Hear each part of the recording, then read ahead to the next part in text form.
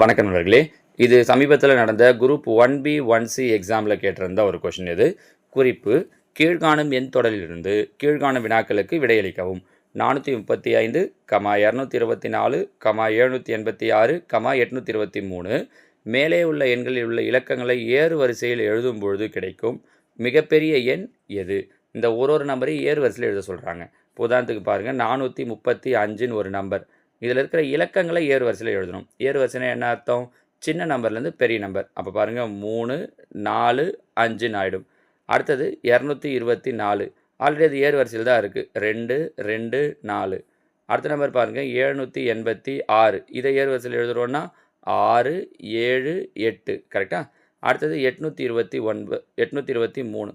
இதை ஏறு வரிசையில் எழுதுகிறோம் அப்படின்னா 2, 3, 8.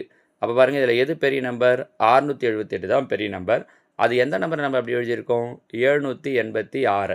அப்போ அவங்க கேட்குறது இல்லை, மிக ஏறு வரிசையில் எழுதும்போது இருக்கிற பெரிய நம்பர் எது அப்படின்னா 786. Option C. ஓகேங்களா?